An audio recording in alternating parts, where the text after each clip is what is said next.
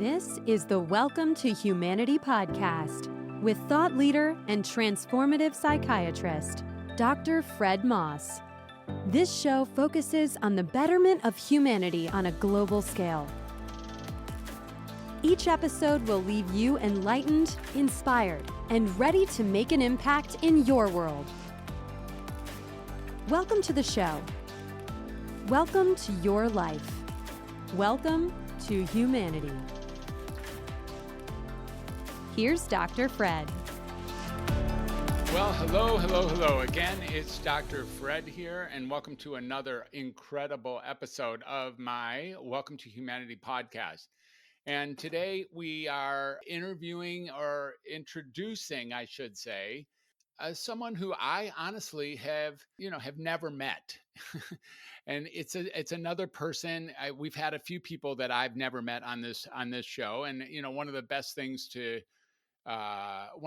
things about being a podcast host is you get to have really deep conversations or carry on conversations with people who are wonderful, who maybe I otherwise would have never had contact with. But in this opportunity to interview and explore with another human being, I do have access to friends of friends or colleagues of colleagues, or 1 or 2 degrees of separation away from spectacular human beings that I then get to interact with. And today is no exception to that. So today we have Sharna Fabiano. And Sharna, I'm going to learn a little bit more about Sharna with you on this particular episode. And Sharna comes to us via my wife, Alexandra, who has all sorts of just fond memories and a fond relationship that has grown over the years with Sharna. And I'm going to learn even where that started. We're going to learn together where that started, what that was about, but also the kinds of things that really make Sharna tick. So Sharna, welcome to Humanity. It is an honor and pleasure to have you as a guest today. Thank you. Thank you so much. It's a pleasure to be here. It really is. It really is a pleasure. We can take a moment and get that this whole idea of podcasts, this whole idea of like digging in and starting a conversation and then having it broadcast so that, some large number of people, more than just the two of us, whether it's, 23 people or 57 people or 740 people or, 11,000 people listen to this. We don't really know what will end up happening, but we get to have a discussion right now, a relatively intimate discussion, should we choose, and then have that broadcast without even knowing who's listening. And that's, I think, is one of the spectacular aspects of this technology presently known as podcast. So again, thank you for being a guest, and thank you for allowing for this interview. And it's time to get started. So let's get that going. What do you say? Let's do it. All right, let's do it. So I saw that Ryan kind of gave you a little heads up of sometimes what my first question is for my guests. So I imagine you've been losing sleep over this and you finally get to relieve yourself of any of those concerns. I call it my 9-letter question. There's only really 9 letters in the whole question, and yet it's a completely full sentence, a completely full, grammatically correct sentence. And it takes on things that are, so potentially large. It actually has tripped up some of my guests a little bit in the past, not meant to by any way. And we certainly get them back on their feet. So here's the question, Sharna. The question is really just, who are you? Such an amazing question. Right. You could answer that all day, all night. Yeah. Well, I'll start with the personal. I'm a dancer. I'm an artist. I'm a teacher. I'm a lifelong learner, an explorer. I'm a body person, a mover, someone who's endlessly fascinated with collaboration and co-creation. Mm-hmm. I'll stop there for now. Okay, good. So we have a number of things here. And so we're going to, like a card trick, we're going to sift through these and, pick a card, any card kind of thing. So you have dancer and you have artist, you have a lifelong learner, you have, you're a teacher and an explorer. And none of those, I don't mean to in any ways minimize the impact of any one of those things, far from it. And then, you this idea of being a body person and a mover, and everlasting fascination with collaborating and co-creating. Okay. So one of the one of the both downsides and upsides here is I get an opportunity to take us down one of these pathways, and perhaps by doing so, I sort of close off the opportunities, maybe, of some of the other pathways that might have been available to us. So, do you have any, preference as you heard me sort of list back who you told us you were? Any preference of any of these particular astral projections that we should possibly head down and learn a little bit more about? What makes you sing and what makes you dance. And again, we could just go with dancer because isn't that how you primarily met Alexandra in the first place? That is how I met Alexandra. So that's a good place to start. Let's see what dancing is. Each and every one of us is really dealing with something, right? No matter whether we're tackling some of the big problems in the world or maybe even the tiny ones, we all face challenges. Now, I've been a psychiatrist for many years, and I've worked with all kinds of people from all walks of life. I've worked with more people than I can really count, from various backgrounds, dealing with more issues than you can imagine, of all sizes and shapes. So naturally, over time, I've developed a number of ways to assist others in gaining a new sense of freedom and empowerment. Now, I'm pulling back the curtain on one of those methodologies, and I'm going public, revealing the process and associated mindset that contributed to using this particular method with maximum effectiveness. It's all laid out in my new book called Creative 8, Healing Through Creativity and Self-Expression. You can pick this book up on Amazon.com in either Kindle or paperback format. And as a listener to the Welcome to Humanity podcast, I'd like to offer you a completely free copy in audiobook format. Just go to welcometohumanity.net/creative and download your free audiobook copy of Creative 8 today. I really look forward to hearing about your Creative 8 breakthrough. Now let's get back to this amazing conversation. Welcome to Humanity. Tell us a little bit about you and dancing, and where does it begin, or where in your heart or your soul does it land, or what does it mean for you now, and what is the magic of dancing, and how you see and experience that? Well, I'll tell you a very short story from very early in my life, and then I'll share something more contemporary, which connects me with Alexandra. When I was a baby, my mother tells me that she would put me in front of this big window. We lived in rural Vermont, so we were very close to nature. And she would watch me move my hands around. And she always thought that I somehow moved gracefully. And that led her to put me into dance class when I was 5 years old. And so I really have my mother to thank for setting me on this path of dance. So That's fast really forward. Yeah. Fast forward 20 years from there, and found myself into partnering after studying studio dance and ballet and contemporary dance. I landed in this realm of partner dance, and so that sort of connects with a few of the other things I mentioned about collaboration and co-creation. Right. And so by the time I met Alexandra in West LA, I was a tango teacher, and I was offering a workshop in a yoga studio. So I was interested in presenting this partner dance as an entry point into an exploration of consciousness and as a way of developing the whole person, right? Not only as a, say, like a recreation, as some people just use dance as something fun, which is great. But I was interested in like, how could this help us kind of elevate our consciousness more? So it was in that context that I met Alexandra, and it happened to be a small workshop. So she and I got to spend a lot of time together during that hour. And yeah, that was sort of the beginning. Well, tell us a little bit about how, studio dancing, ballet dancing, contemporary dancing, and then all of a sudden, I see this sort of blankness, and then you're not only dancing tango, but you're a tango teacher and a top-notch tango teacher. So what happens that drives you either towards tango or, maybe between the the training, the formal training in studio ballet and contemporary that then has, tango be where you land? What is that space about? We have had previous tango dancers, by the way, on this show. So, or on this podcast. So there's an opportunity to compare and contrast what you have to say here for those people who listened to the other ones. Sure. Well, yeah, I was compressing quite a few years there. So my tango story starts the year after I finished undergraduate school. So that was 1997. And I was living in Boston. And I had, as you mentioned, studied ballet and contemporary dance before that. And towards the end of my degree, I became fascinated with ballroom dance and partnering and improvisation.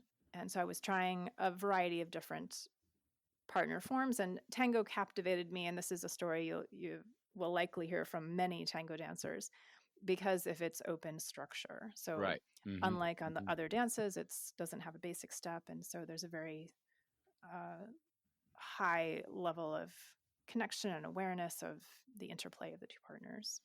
So Mm-hmm. that was what drew me in and what kind of kept me obsessed for, a couple decades. Would you say that you're still obsessed? Well, my tango work now has kind of morphed off the dance floor. And that, I don't know if you want to get into that now, but Sure.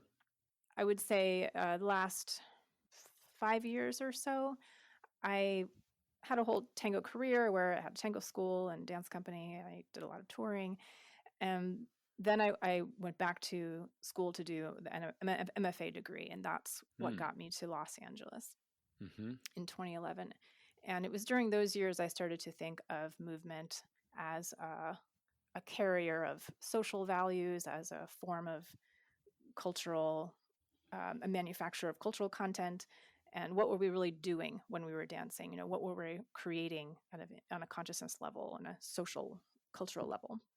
Mm-hmm. And so by extracting all those principles, I had a desire to share the principles that I felt, so valuable with tango to the wider world. And then I did a coaching certification and a yoga certification, and this sort of continued to fuel my synthesis in my mind of what are the principles of this beautiful partner dance that can be translated right out, so that one doesn't necessarily have to learn the whole dance, right, in order to appreciate that interplay and that power of co-creation. Mm-hmm. So you're right. Now, this is actually overarching and starts to speak to the 9 or 10 things that you listed yourself as. I now see when looking at that list that co-creation, collaboration, body, being a body person, exploring, lifelong learning, teacher, artist, and dancer are actually all incorporated in what it is that you brought forth. It's just 7 minutes later. So it's really fascinating that, you're now reaching to where you are now and you're seeing, or we get to see how you synthesize those important interests of yourself into what you are now committed to, or now presenting, now contributing to the world around us, right? What does it look like these days? What is it, the degree you said NSA, is that what? I'm sorry that I didn't catch that. Oh, MFA, Master of Fine Oh, Arts. just Yeah, a yeah, Master of Fine Arts. Okay. yeah. Yeah. Where are you now as you co-create, collaborate, and synthesize all the things that Tango sort of made open so that we can take these things out in the world, even in other areas that are not partner dance? I would say my tango now is conceptual. I've been working with tango as an idea and almost like a philosophy. So uh, I have a book that was just released in February Yay.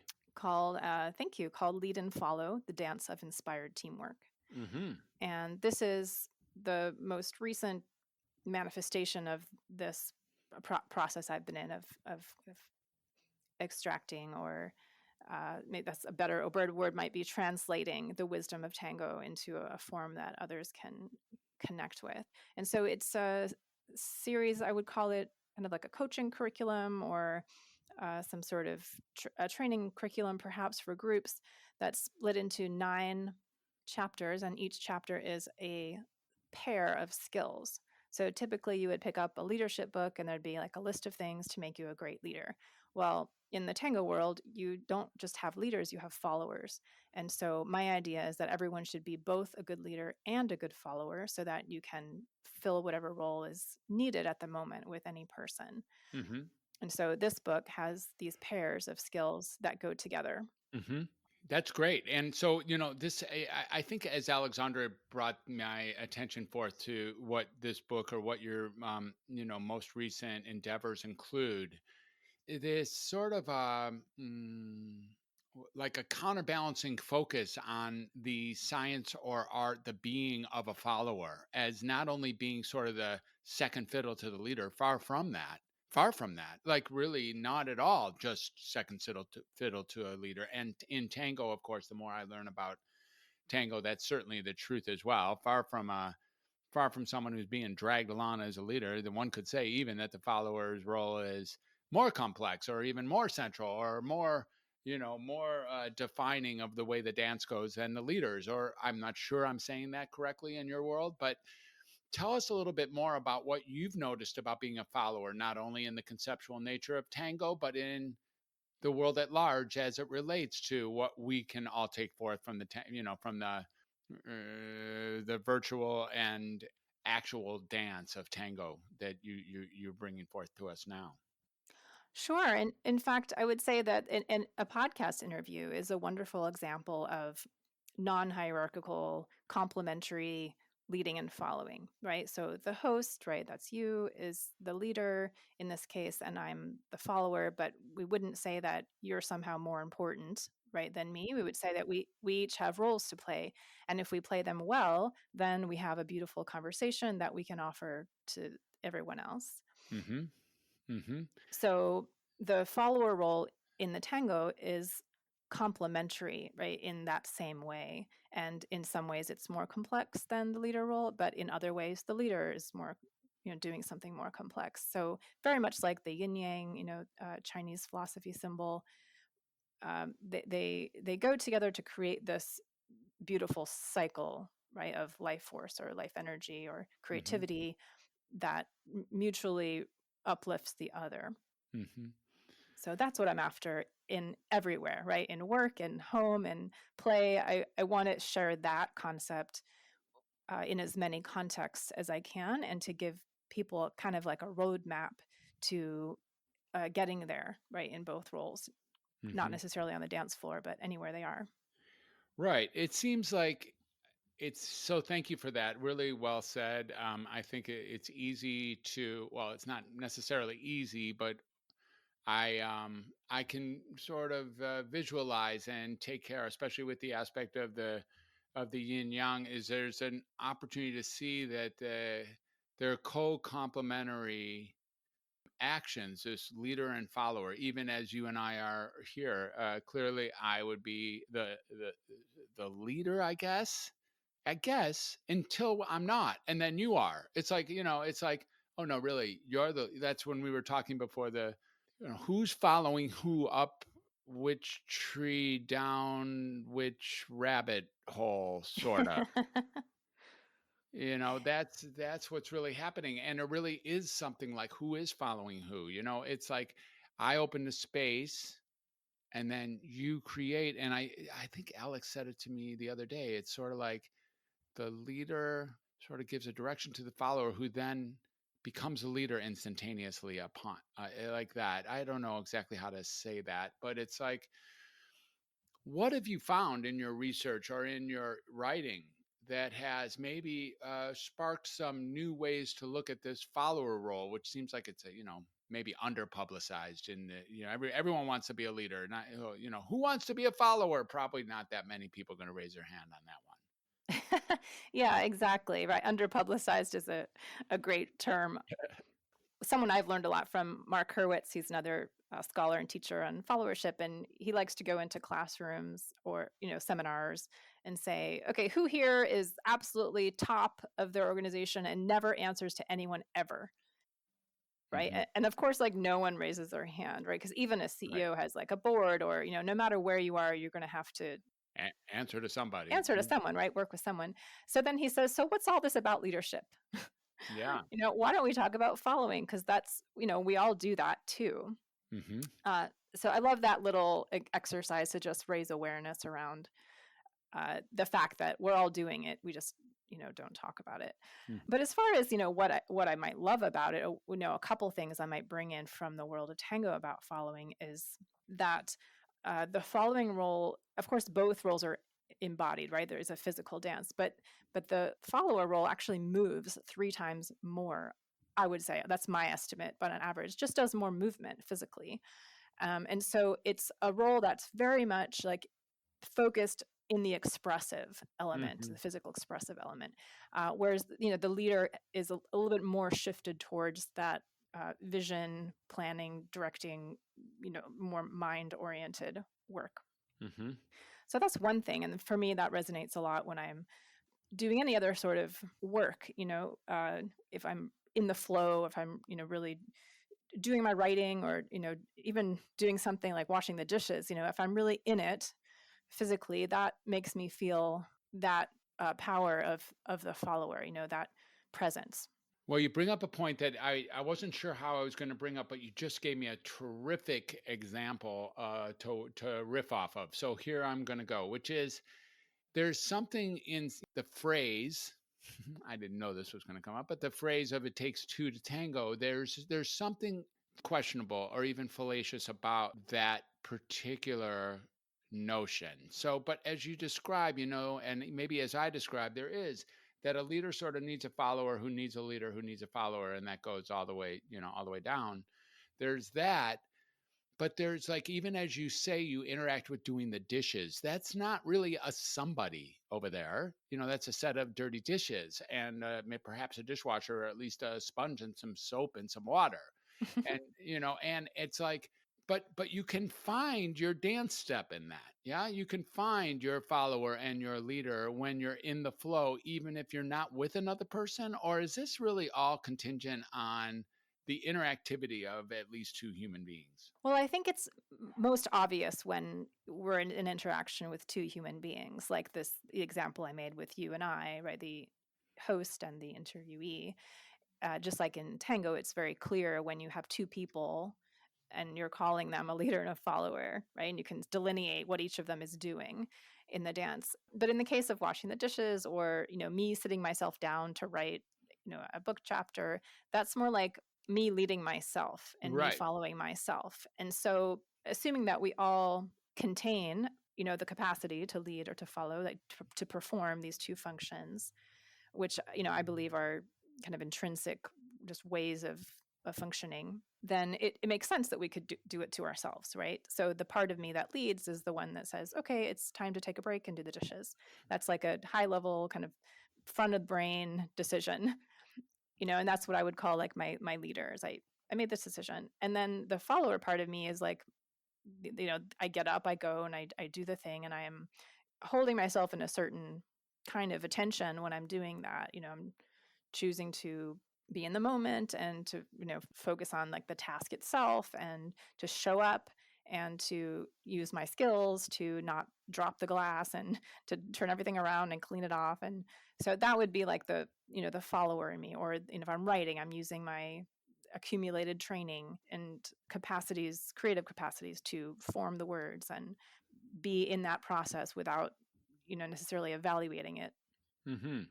That is fascinating. So let's see if I can bring forth this next idea. A new one for me, by the way. One of the leader follower conversations that I have with myself right away every single day for God knows how long is get up. No.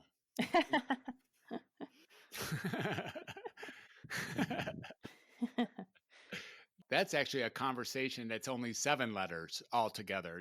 Get up. No. Okay. Thank you. It's like, I have this conversation with myself, like, okay, get up and start your morning routine. Like, get up and exercise, get up and meditate, get up and breathe, get up and take a shower, get up and eat, get up and, drink some water, get up and feed the cats, get up and start a fire, get up and, kiss Alexandra, get up and get dressed. All those kinds of things that are really all those things are likely to get done fairly soon after I decide to get up. Mm-hmm. And they really are likely to be done fairly soon. Now, they're all going to be done that day. And more than likely, I'm actually at my best if I can get that done effectively and efficiently, proficiently, and even impeccably. And that's what I want to point to in a moment. After I've been given sort of the lead directive from the leader that's leading me, both called me. All right. Mm-hmm. So I go with, all right, get up. You said you were going to get up or something like no adversary. Try to reduce the adversarial aspect of me and my follower. And when I do that, I then proceed in the flow. Like, especially if I do this in a, like my remedy and my cold shower and my kissing Alexandra and the, petting the cats. Like sometimes it really just flows, like the music flows and I'm in. And, 7 minutes after getting up, I am cruising. There's something about the follower sort of pleasing my leader. So why would I do that impeccably? Why do I make sure that the water is the right temperature or the right height in the cup? Or why is the tea steeped for that perfect amount of time? There's something like actually pleasing the directive of the follower that is also me in that seemingly solitary set of exercises. Is that part of the dance? Is the follower's intention to actually over deliver for the leader's request? Is that part of it, or am I maybe off base here? I don't know. I love how you brought in pleasure. I think that's a very important thing in dancing. It's maybe a little harder to access in, say an office job, but it's definitely available even there. Mm-hmm. I think that if we put it back in the realm of dance, where it's a little bit easier to visualize, right? That the internal dance is a little bit more conceptual. But if we think of the two dancers, they're both like serving they're both serving the dance, right? Ideally, right? If we try to think of like one partner serving the other, it tends not to work as well. But if they're both in it for the experience of the beauty of the dance itself, then things tend to go better.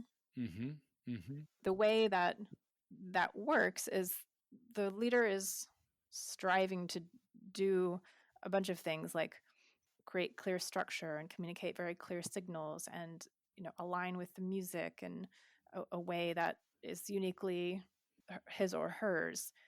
And so then the follower is striving to express that vision and achieve a level of precision and style with each step that is uniquely his or hers.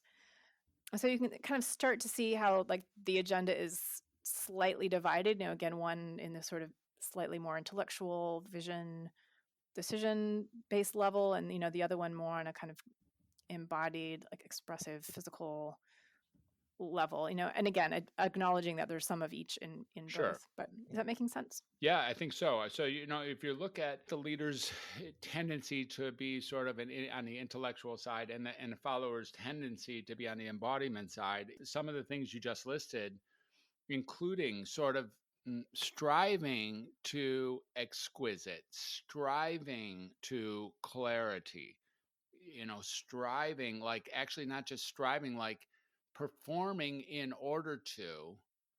I don't know if I like in order to, but as like performing mm, as a means towards what's available in the realm of exquisite or clarity or impeccability or alignment or self expression or style or precision. Like these things are naturally called for in the interchange, in the dance interchange. Like they're naturally called for. There's almost like going at that stuff half-ass is not going to work on the tango floor. And maybe it doesn't work anywhere. It's like, no, I think I'll just take half, I don't think so. I'll take half a step now. That just doesn't work.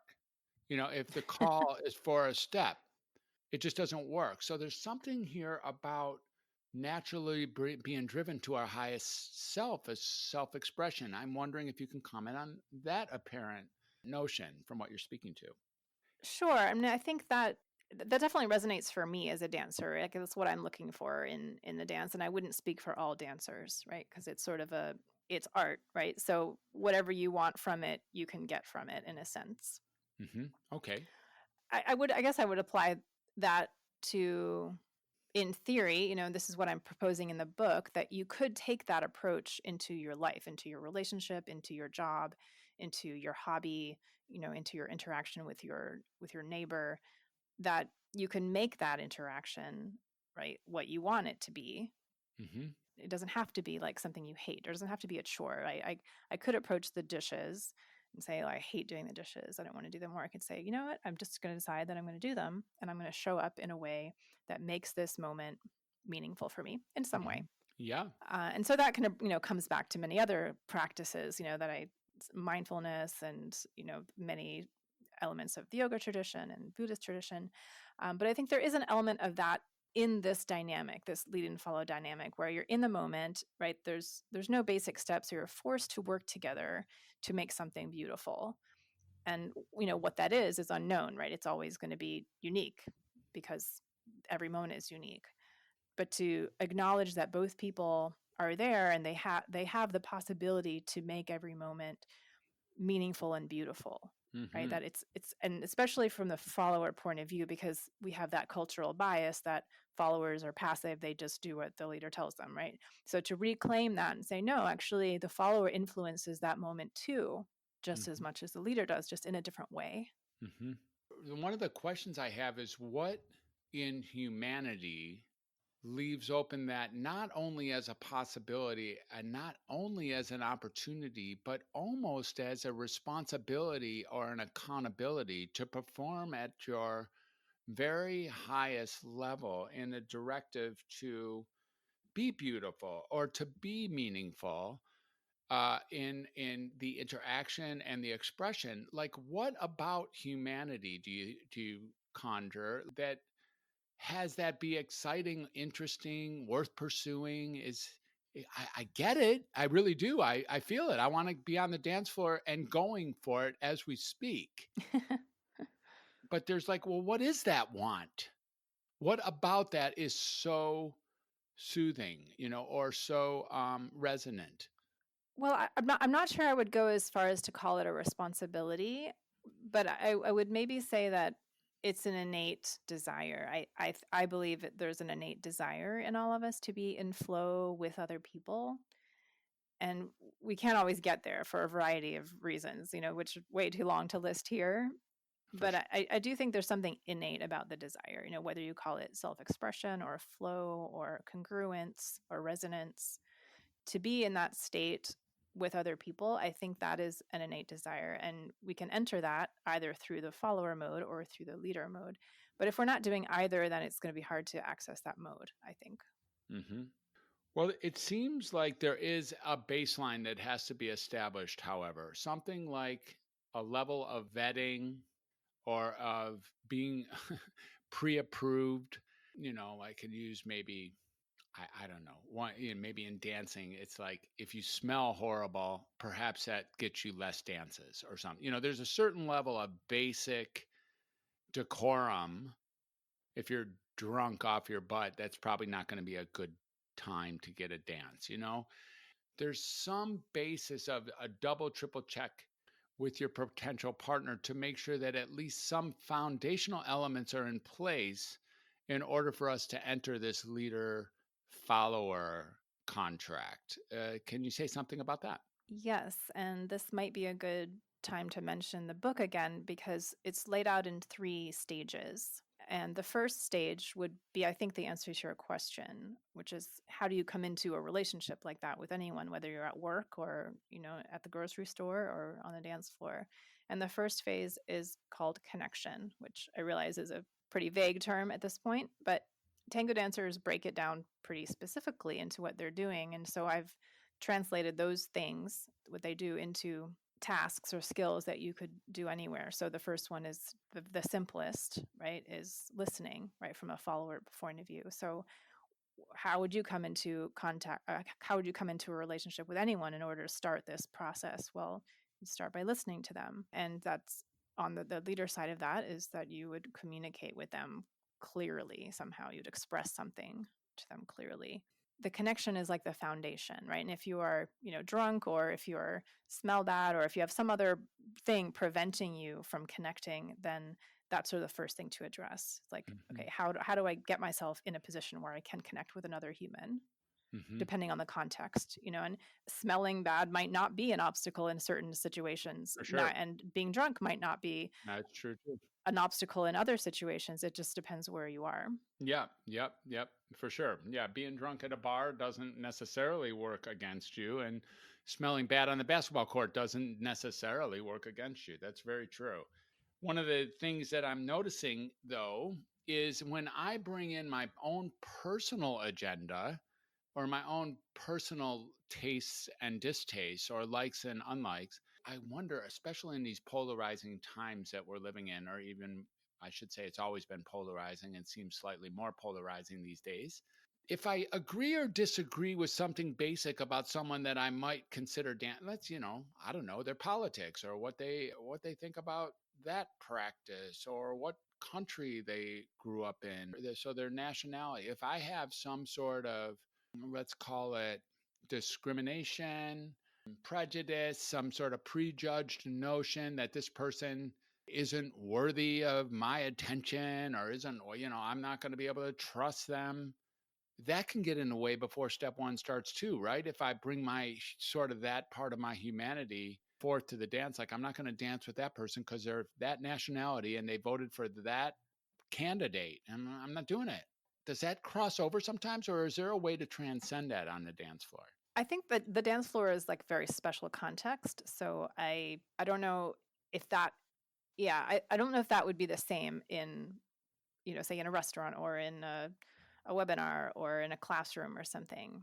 But yes, I mean, the answer to your question, I think, is for sure that's an obstacle to connection, right? If you are looking at someone and having that thought in your mind, right, whatever the thought is, that that person's not acceptable to you, then sure, that's going to prevent any connection and any dance and any conversation from happening. Is that a space? We recently, actually, speaking of webinar, we're just coming off a webinar about an hour Mm-hmm. ago, which just was between 1 and 2, so just really very recently, where we were looking at art and we were looking at the other side of whether we like or don't like a piece of art. Like that's the essence of this particular course that we're in. So, we were looking at some videos and, we get to this phase. I like that. I don't like that. I agree with that. I don't agree with that. That was very well done. Oh, that was just ridiculous. Who made that one up? Like you go through that. And when you get to that edge, kindly bracketing that, moving it aside, and then seeing what's on the other side becomes available in when looking at art specifically, actually, although that can also be applied to all of life. We really got to that in the world of art where really it's possible to do that, to get past the dislike and then get value that's extraordinary, that isn't measured by like or dislike anymore on the other side of that original stopper. I guess I'm wondering if the dance floor, or is this also another space to transcend my original concerns about what country you're from or what you believe about that or who you voted for or who your girlfriend is. Like there's something like a space there to consider the unity of humanity as a grander opportunity than whether or not you and I voted for the same person. I think it's complicated. I'm part of a group right now that's considering how to practice anti-racism and radical belonging within the tango community. And because it's a nonverbal activity, and because frequently we dance with strangers, it can be, in a way, easy to escape that sort of confrontation, right? You might not know that the person you're dancing with has political views you object to. Mm-hmm. That doesn't mean you've sort of adjusted your thinking around that. That just means you haven't had to confront it. I see. Right? Right. Because it's invisible to you. Now, some things aren't invisible, right? Like skin and color. And so that would still, be active. And, that's one of the things that we're talking about. But, I think many people who do dance over a long period of time, they start to have these insights. And so the training itself can be, I think, a source of insight. Just the practice of dancing, even if you only dance one role predominantly, but especially if you dance both roles, you start to see these human dynamics, and your mind and body start to extend the metaphor right beyond the dance floor. So I think that does happen for a lot of longtime dancers. Mm-hmm. But I don't want to let dance communities off the hook on this, because I think it's in many ways it's just obscured, right? Because we don't always know the whole lives of the people we dance with. Right. It's like you just don't know who you didn't ask, so it's like what you don't know isn't going to hurt you yet. It's like Yeah. if you learned after the dance that this person has an objectionable stand on a particular issue that's important to you, that might alter future dances, even though the first dance wasn't necessarily affected by that. Is that what you're saying? Yes, I'm saying I'm not sure. Yeah, I think it's still just a different. It would be a different process for you then to realize, okay, do I want to keep dancing with this person? Like that doesn't have anything to do with the dance. That's just has to do with your own relationship with the difference between you. That's fascinating, right? And so, really get an opportunity even there to see I would have danced with that person if I would have known, like I would have been able to dance with this person until I realized that they voted for Mickey Mouse. And then I'm like, oh, I I I don't hang out with people who voted for Mickey Mouse. So I guess I won't be dancing with that person, even though we had a spectacular dance before I learned they hang out with Mickey. It's sort of like unrelated, really. I mean, not inherently related features. They could be a great dancer who voted for Mickey Mouse, who then, therefore, you're never going to dance with. That would seem like sort of an inherent loss based on an illusion that that person over there is less than acceptable.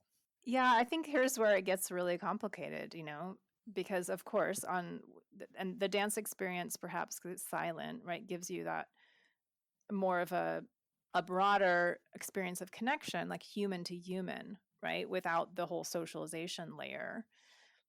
But that socialization layer is still there, and so it's not that it isn't legitimate if something is that important to you that you feel like it's in danger or that an ethical boundary has been crossed. Hmm. That too is important, and maybe more important than Hmm. the physical experience of dancing. Like Hmm. I can't say, I think those are very crucial questions to confront, right? If we are part of a dance community and like wanting to learn about each other. Right. And so you just sort of said, the physical nature of the dance. I guess I'm going to take the liberty to make a synonym when you say physical to the mechanical aspect of dancing, but really who you are in the list of who you are far multidimensionalizes this notion of the physical nature of dance. I mean, it's what you've been speaking to. It seems like it's what you breathe all day long, that it's far more than simply a physical activity. And yet these things can interfere with the partnership, even though they're not inherently or necessarily anything to do with the magic that might be available if we were to be able to move those out of their viewfinder. Does that communicate, or maybe I was too roundabout on that one? It's like, if I could move out my differences with you, we would have a great dance, but I can't, so we won't. Um, I just think it's complex. Yeah. I'm trying to think of an example that might bring it home, like like a physical connection, and I don't mean merely mechanical, like biomechanical in any way. I think the body is very expressive on many levels Okay. without even speaking one verbal word. So when I say physical, I mean multidimensional for sure. Sure. But you could have it may say it's not a dance, say it's like interaction at the cafe, right? Or you say hello to your neighbor, and then you learn later that your neighbor hurt someone that you loved. Hmm. Like that Hmm. that's important. It's Hmm. not like, oh, if I didn't know that, then I'd just keep saying hi to him and that would be fine. Hmm. Right. Like it's important, these other things sometimes. And so Hmm. that's sort of what I'm getting at with the dance is like, yeah, you could have a great physical expressive connection with someone, but it's not that I don't want to just close my eyes to everything else about I people that see. I'm spending a lot of time with, right? That it's not that that's unimportant, just so I can have my blissful physical experience. I see. That's very interesting. You're right. And I could see where it gets a little bit even more juicy and complicated, with all due respect to human nature. It's true. If you've hurt someone I love, I am simply not as upright, respectable, trusting of maybe I won't say you, if one of that person who has done that, like immediately there's a fracture in what might have been available if that never occurred, or if in fact you had pleased someone that I loved, which in which case that could give you maybe an even deeper in to being connected to each other. It is fascinating, right? It really is fascinating. Is there room to be sloppy? Is it okay to be intentionally sloppy? I know that some dances, some dances like, just rave dances or something, you can be sloppy and get away with it because that's part of the recipe on the floor. But in tango or in these interactions, it seems like sloppiness is not good. It's um, I mean, first of all, I would say it's a tradition that's always evolving, right? So one of the beautiful things about tango is that it really is constantly being reinvented, both in style and form and, even its social codes. And at the same time, it does has a form, and it has a lineage. And so we would say in, dance studies, it has certain movement values. And so as a form over time, right, the movement values of this dance tend to be precise, right, and right, not sloppy. right. So as a character, right, if you were to describe tango, you would not describe it as sloppy. And that's just the way it developed, right? It is more a value system around precision and articulation and gesture and meticulousness. It's just its character. It's interesting, right? So that now the interface between the full on improvisation that makes tango spectacular when faced off against other dances that you had trained or become proficient, perhaps even reached a level of mastery, is what draws you forth. And so there's something about the outright 100% improvisation that appears to be intricately central to being in tango, doesn't include anything you want to do. Because after all, if you want to just be a sloppy goofball, that's actually not going to work on the tango. I mean, so there is sort of some rules, right? Sort of like you got to bring it. You got to bring in order to be appreciated for what the dance is calling for, you have to be driven towards clarity or towards exquisiteness or towards beauty in order to have a successful ride, as we'll call it, a tango-esque dancer or a tango person out in the world. I would agree that those are the values that it tends to represent, right? By and large, if you really want to go out there and dance a sloppy tango, no one's going to stop you. But in the aggregate, right, it's a dance that values things like precision and beauty and elegance.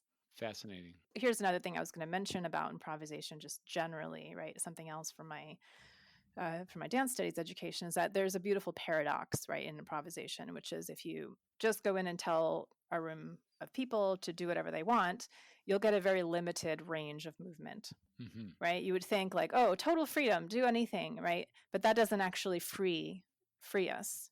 What frees us is to give restriction, to say, okay, here are 3 rules, right? You can move in straight lines, you can move 2 of your limbs at once, and you can move in relation to other people. Mm-hmm. Now, if you give a group of people those rules, you will see an infinite variety of movement. You will see a vast range of things that they come up with. Mm-hmm. So similarly in tango, right, we say that it's improvised, it doesn't have a basic step, but it does have rules. Mm-hmm. And so the rules evolved in such a way that they seem to be just the right amount of restriction to create this, relatively wide range of variety within its structure, right? So we do it standing up, right? We don't roll on the floor, right? We go around in a circle. So Mm-hmm. these are the rules. But that's something I love about improvisation, right? That it's a paradox. Is again that yin yang, right? So structure and freedom, right? Restraint and innovation. Mm-hmm. It's like you need the lines to color outside the lines, sort of Mm-hmm. thing. Mm-hmm.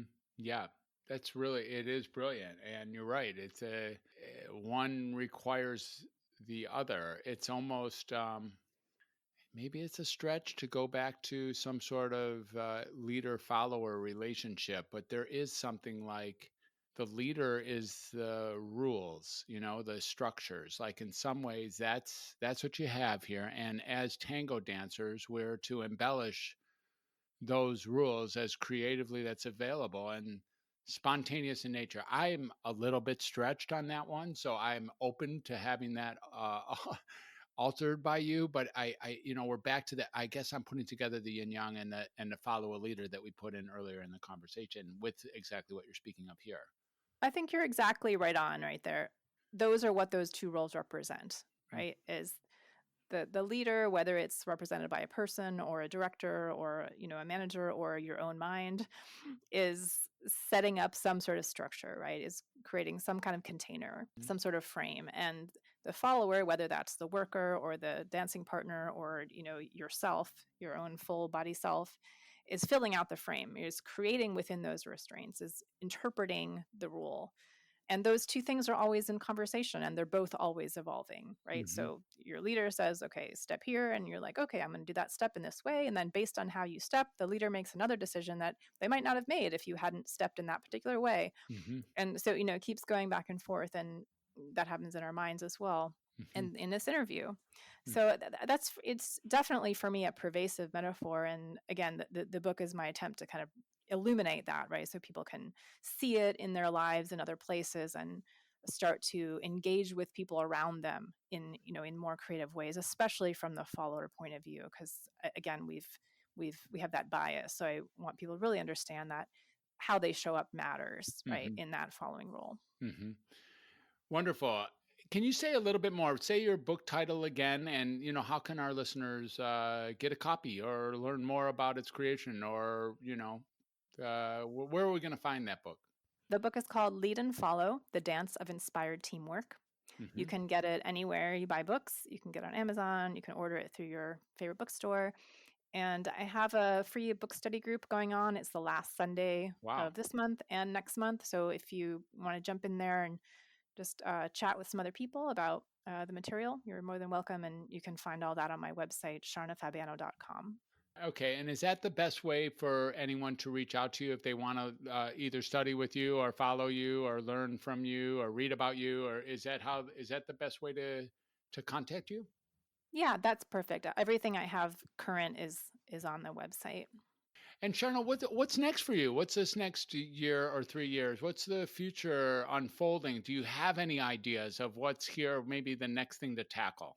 Well, I want to build out on this book material by creating a series of experiential laboratories. And I think those probably initially will happen online, will happen in a virtual space, but I don't want them to be lectures or even like, conventional discussions. I want them to be activity based. So, coming up with a series of activities that some have some movement, some writing, some role plays where people actually get to be in either the role of leader or follower and then switch. And so they'll experience each of these 9 concepts, right, in real time. Mm-hmm. So I'm working on that, and I think that's going to be really fun, especially when we can be in person again, because then we can do more movement. And I love that how we learn that way when our body gets involved. I just think it's such a powerful way to learn. Mm-hmm. So that's what I'm building out right now, and hope to offer those maybe towards the second half of this year. Mm-hmm. Okay. That sounds wonderful. That's really, really, really great. And before we go, say something about yourself that you haven't said. Like who are, like, maybe your family or where you live or what you love doing as a hobby or, something that isn't, we certainly concentrated a lot, and not that it isn't all encompassing actually, but we concentrate a lot on this leader follower and taking the dance from the floor to the community. Say something about yourself that we don't know. Sure. Well, I grew up in Vermont, and I have a very deep and abiding love of the forest. It always comes back to me. I grew up kind of running around in the woods, and my mother just let me explore. And Mm-hmm.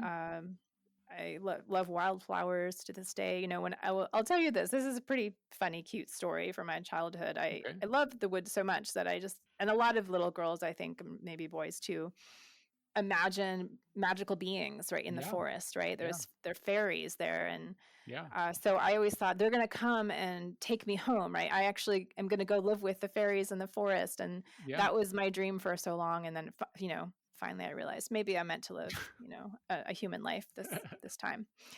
But yeah, that was a big part of my childhood. And so I still to this day really love, stories of magic. I have, a long list of fantasy novels that I love to read. That's kind of one of my comfort activities is like reading a really great fantasy novel before bed. Mm-hmm. That's awesome. That's great. Well, really, really great being with you, Sharna. Thank you so much. It's just been a pleasure, and wow, what a cool exploration. And really, I for one have grown.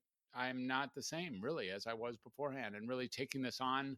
It has been my mantra from the morning. It was actually in my first writing when I did follow my lead and get up earlier than I might have otherwise and started writing. It was part of really looking on the other side of this together. So thank you for adding or contributing or recapitulating some of the things that have been on my docket today and really taking us to a new space inside of applying leader and follower to other places besides the Malanga. Yeah, good work. Thank you so much. It's been a pleasure. It really has been a pleasure. And listeners, thank you for being with us. It's been a pleasure to be with you as well. Sharna is available. It's really great if you want to catch up with Sharna. We have her information on the front edge of the podcast banner that you can follow up with, or if you have any questions, just give me a call. But I think we have enough information to get you in touch with Sharna if that's something you'd love to do. And I think it's something you should do. Anyhow, it's time to move on in our day and time to move on in our life to whatever's coming next and to dance forward into the world in front of us and to do so as both a follower and as a leader. And I know for one that that's how I'll be taking on my life. Sharna, again, thank you so much. It's been with great gratitude. It's just been a deep and honor and privilege to be with you today. And I really appreciate you, and I appreciate what you're doing for the world, and indeed, an extraordinary human being. So thanks again for being exactly who you are and for being on this broadcast. Thank you so much. I really appreciate the time. It has been a pleasure. And listeners, take care of yourself, take care of your family, take care of the people around you. Remember, it's probably going to pass whatever's going on, whether it's great or whether it's not. And, it's just a matter of really welcome to humanity. So welcome to humanity. Have a beautiful day, a beautiful life, and we'll catch you on the flip side. Bye for now. Hey, welcome to Humanity family. It's Ryan Levesque here, co-producer of the show. I truly hope you enjoyed Dr. Fred's in-depth conversation today. If you did, and if the conversations we share each week are making a difference for you, could you please take just a moment to leave a rating and a short review on Apple Podcasts? Your enthusiastic review helps new listeners discover the show. Your support here really does make a difference. I'd also like to invite you to reach out to a friend or two who would appreciate today's episode. Maybe shoot them a quick text or email, or maybe pick up the phone and invite them to subscribe to the Welcome to Humanity podcast so they can be enriched from the discovery of amazing ideas and insights each week. As always, you can find past episodes along with the complete show notes and links at welcometohumanity.net/podcast. If you'd like to explore how working one-on-one with Dr. Fred can help you break through whatever challenges you might be facing with your mental health or well-being, leading to new levels of freedom and vitality, I invite you to reach out to us directly by emailing Dr. Fred at welcometohumanity.net. That's DRFRED at welcometohumanity.net. Thanks so much for listening, and keep an ear out for another captivating conversation next week. Have a beautiful day, a beautiful week, and indeed, a beautiful life. Welcome to humanity.